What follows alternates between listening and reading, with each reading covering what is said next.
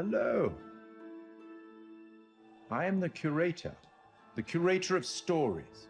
Stories of love and hate, greed and beauty, life and death.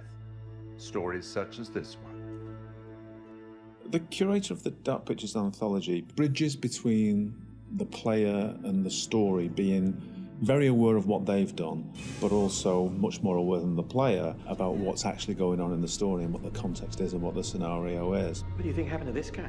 Now, for the first time, for some reason that he himself doesn't even understand, he's been given the opportunity to talk to somebody, and that somebody is the player. As far as he knows, it's always been him that's done this job and nobody else. And within his library is the story of everybody's life and death. There's even rooms in there that he can't remember ever going in, but he's way too busy to go and explore because there's always another end of life to record and document. Clothes are so important because they provide an insight into the character. They explain where the character's been, they describe where he's going, they suggest motive. We want the audience to perceive him as having everything completely in control. So all of the ideas of his clothes being tailored to his body, it's really important to us.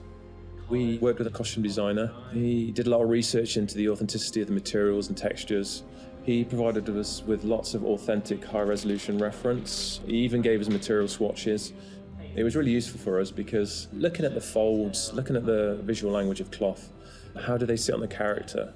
Is it working from a distance? What's the weight of the material? It gave us a really good platform in order to produce high-quality, realistic materials. Giving it that depth. I'm here to record the story you choose to tell. I think that whenever you're dealing with a realistic human acting performance and facial expressions, that part of it is so key to transferring the emotion that you want to over to the player. Just the definition and detail that you need now is quite challenging. But there are repercussions. In terms of cameras, it's quite interesting as well because we've talked a little bit before about how we use skewed angles, upshots, tilts and all that kind of thing to create this feeling of unease and anxiety in the horror moments. And for the curator, it was quite the opposite actually. He's very much in control and he knows everything about the game you're playing and he's very much at home in his own environment. So we took the approach to have a lot more flattering shots, a lot more level shots. You look at him at a natural height. You're never like below or above him and it creates this veneer of control. It's almost like it's very straightforward and he's just delivering you these statements. You see, we each make decisions according to our own moral compass. And of course he's British. As soon as we'd established that and who he was and what his personality was, our minds went pretty much straight to Pip Torrens to deliver the performance. And Pip's done a brilliant job bringing everything that we wanted in the curator to life on the screen. And pretty much everything that we shot was nailed on first take by Pip. But the truth of this story isn't fixed. Far from it. A story can change a great deal when told from a different perspective. One thing that was really important for us with the art direction was to somehow differentiate him from the rest of the game that you're experiencing. And with that, we could make a really interesting contrast because as the player, you might be experiencing all this horror, all this craziness, and all of a sudden you're taken out to quite a different and quite an unusual place.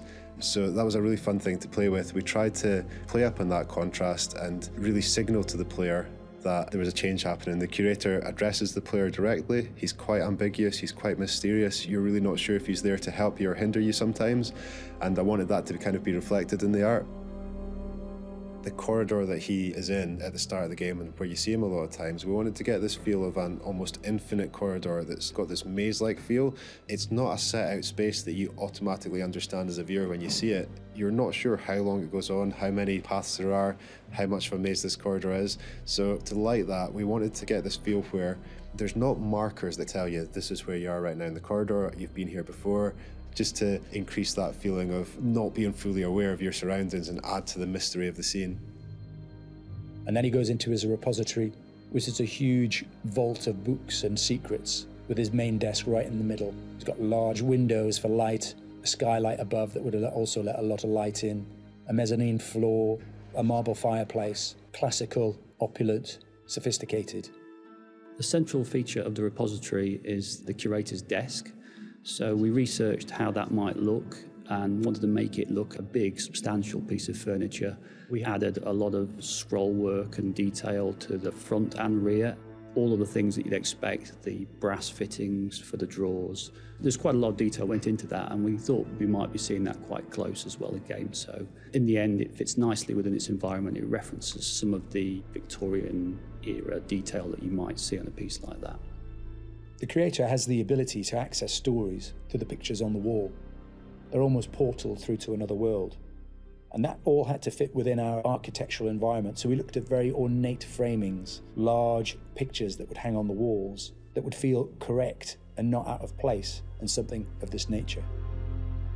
We thought about where we could include light sources that would be interesting, would put light in the right areas of the room. The skylight's a really good example. We decided that having this top-down ambience would really bed the scene in nicely and create this nice veneer to it. And then adding another number of interesting light sources that we can use for accents, such as a fireplace, such as the candles, that just are there to give you that extra range of colour if you need it. They're there to draw the eye of the player to what we want to show them. It's not my place to interfere, but I might be persuaded to offer the occasional hint.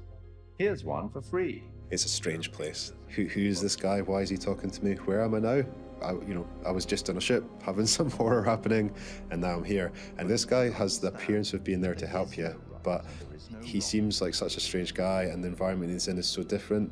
There's a certain ambiguity to it, and we wanted the player to question whether or not he's on their side or whether or not he's kind of playing his own game with them.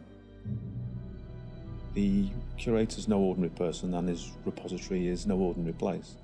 And you'll get the chance to see him again in the rest of the Dark Pictures anthology. We will meet again. It's inevitable.